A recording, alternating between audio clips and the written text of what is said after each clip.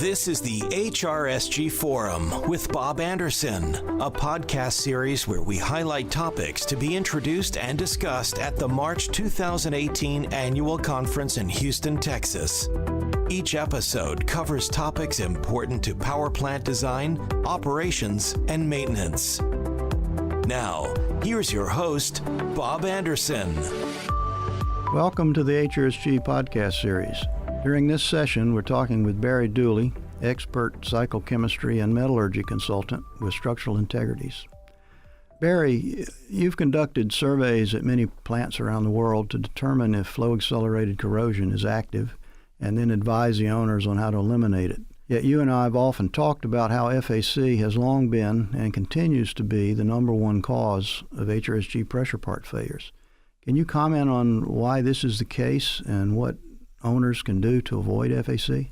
Thanks, Bob. As you've indicated, although FAC has, been worked out for over 50 years, it's still a big problem in generating plants, both fossil and combined cycle HRSG plants. And as you've indicated, it's the number one problem in HRSGs worldwide.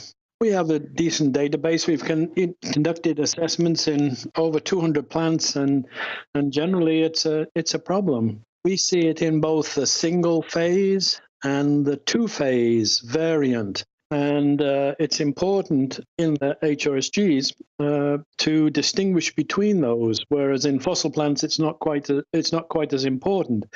But we see many mistakes being made in the identification of single and two-phase FAC, and they both have different characteristics and are controlled by different parts of the cycle chemistry. All FAC in combined cycle plants is controlled by the chemistry, but by different parts of the cycle chemistry.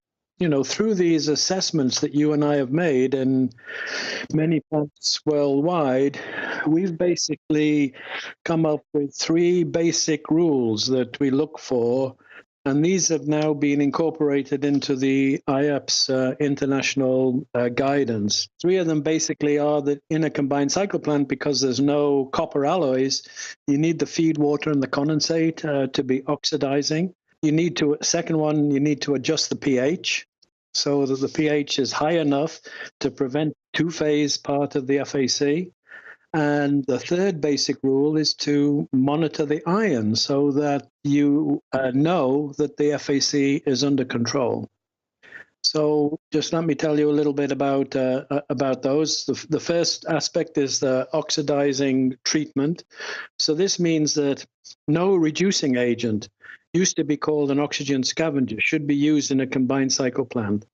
And this has been published and well known for over 20 years now, 25 years, but still the statistics tell us that there's 40% of plants, of combined cycle plants, operating with a reducing agent, and many new plants as well coming into service.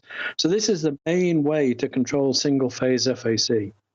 The two-phase part is controlled by the pH part of the chemistry, and you have to operate at a high enough pH that you can switch off the two-phase part of the FAC.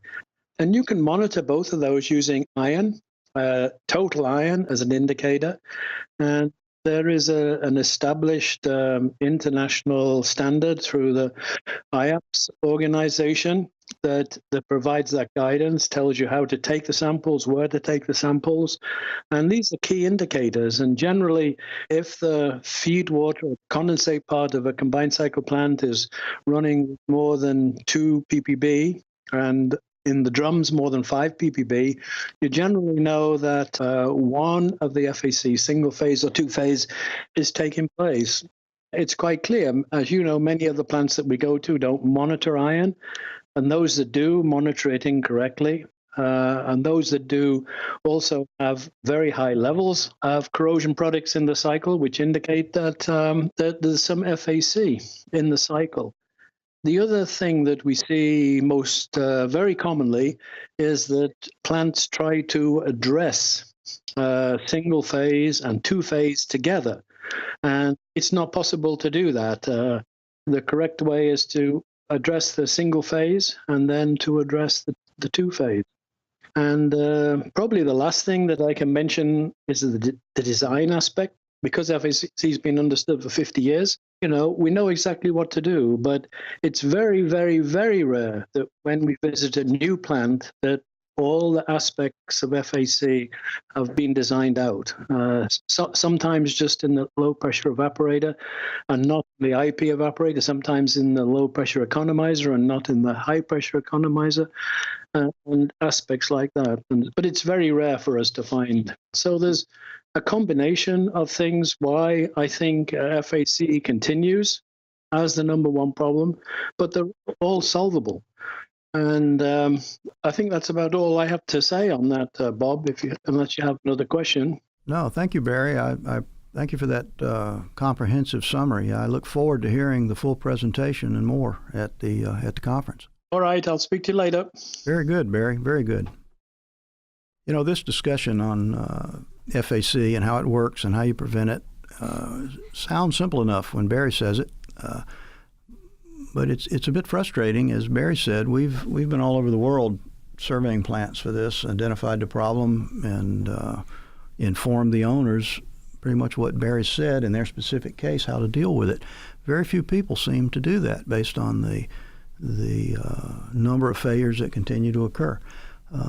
We need to realize this is a reliability issue in the plant, but this failure mechanism, FAC, has killed people in this industry. And I don't want to make too much of playing the safety card, but this is a dangerous phenomena if left undetected and you don't deal with it. So I'm hopeful that by once more telling this story at the HRSG Forum, that we'll help educate more plant owners and operators to pay attention to this and go take some of these relatively simple actions that will prevent the problem.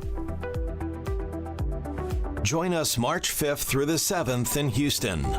HRSG Forum with Bob Anderson is a production of HRSG Forum, LLC. Unauthorized use of this podcast is prohibited without express written permission. For more information, visit hrsgforum.com or contact Alan Morris at 516-869-0220.